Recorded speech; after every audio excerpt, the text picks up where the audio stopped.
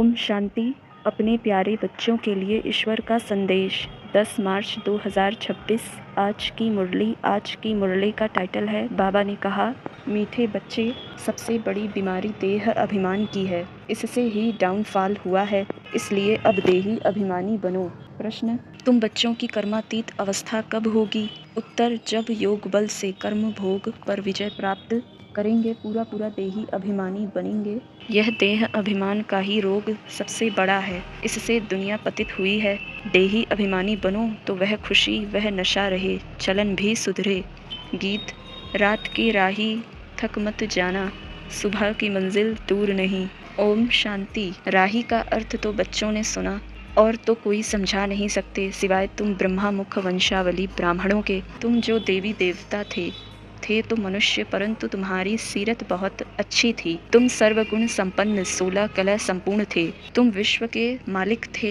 हीरे जैसे से कौड़ी जैसा कैसे बने, यह कोई मनुष्य नहीं जानते हैं। तुमने भी नंबरवार पुरुषार्थ अनुसार पलटा खाया है, परिवर्तन हुए हो। पलटा खाया है यानी परिवर्तन हुए हैं। अभी तुम देवता बने नहीं हो, रिजुविनेट हो रहे हो। कोई थोड़ा बदले हैं, कोई की 5%, कोई की 10%। सीरत बदलती जाती है। दुनिया को यह पता नहीं भारत ही हेवन था। कहते भी हैं क्राइस्ट से 3000 वर्ष पहले भारत में देवी देवता थे।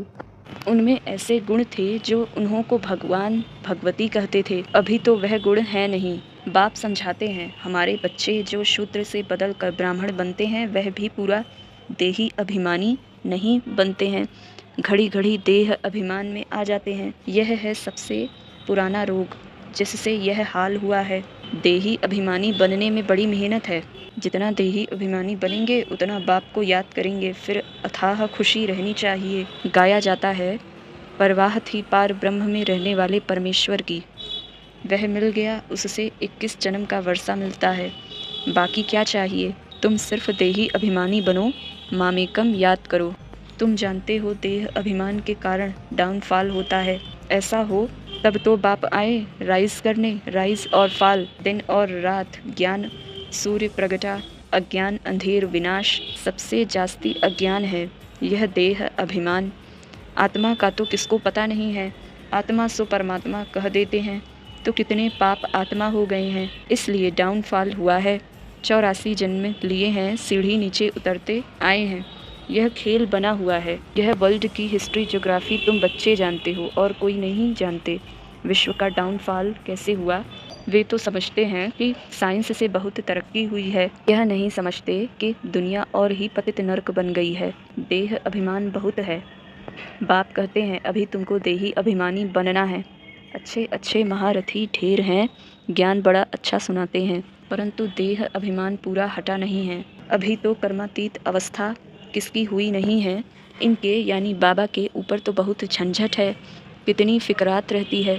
भल समझते हैं कि सब ड्रामा अनुसार होता है, फिर भी समझाने के लिए युक्तियाँ तो रचनी होती है ना। इसलिए बाबा कहते हैं, तुम जास्ती देही अभिमानी बन सकते हो, तुम्हारे ऊपर कोई बोझा नहीं है। बाप पर तो बोझा है, हेड तो यह है ना, प्रजापिता ब्रह्मा। परंतु यह किसको पता नहीं है कि इनमें शिव बाबा बैठे हैं। तुम्हारे में भी कोई मुश्किल इस निश्चय में रहते हैं, तो यह वर्ल्ड की हिस्ट्री ज्योग्राफी जाननी चाहिए ना। पैसे की तो बात ही नहीं है। समझो हमको कोई मिला, प्रेजेंट यानी भेंट करते हैं, तो हम ले नहीं सकते हैं। सर्विस करने के लिए काम में लाएंगे, बाकी हम ले नहीं सकते। बाप कहते हैं, मैं तुमसे दान लेकर क्या करूँगा, जो भी भर कर देना पड़े। मैं पक्का शर्राफ हूँ। अच्छा, धारणा के लिए मुख्य सार, पहली पॉइंट, देह अभिमान में आकर कोई भी उल्टा सुल्टा कार्य नहीं करना है। देही अभिमानी बनने का पूरा पुरुषार्थ करना है। अपनी सीरत यानी चलन सुधारते रहना है। दूसरी पॉइंट, बहुत मीठा शीतल बनना है। अंदर में क्रोध मोह का जो भूत है उसे निकाल देना है। वरदान, रिगार्ड देने का रिकॉर्ड ठीक रख, खुशी का महादान करने वाले पुण्य आत्मा भव। वर्तमान समय चारों ओर रिकॉर्ड देने का रिकॉर्ड ठीक रखने की आवश्यकता है। यही रिकॉर्ड फिर चारों ओर बजेगा। रिकॉर्ड देना और रिकॉर्ड लेना, छोटे को भी रिकॉर्ड दो, बड़े को भी रिकॉर्ड दो। यह रिकॉर्ड का रिकॉर्ड अभी निकलना चाहिए, तब खुशी का दान करने वाले महादानी पुण्य आत्मा बनेंगे। किसी को रिकॉर्ड देकर खुश कर देना यह बड़े से बड़ा पुण्य का काम है, सेवा है। स्लोगन: हर घड़ी को अंतिम घड़ी समझकर चलो तो एवर रेडी रहेंगे। हर घड़ी को अंतिम घड़ी समझकर चलो तो एवर रेडी रहेंगे। अव्यक्त इशारे: निश्चय के फाउंडेशन को मजबूत कर सदा निर्भय और निश्चिंत रहो। जैसे ज्ञान की सब्जेक्ट है, वैसे सेवा की भी सब्जेक्ट है।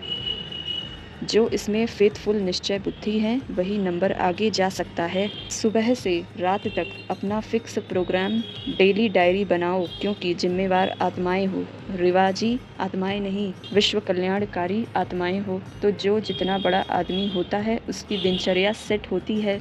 अच्छा, ओम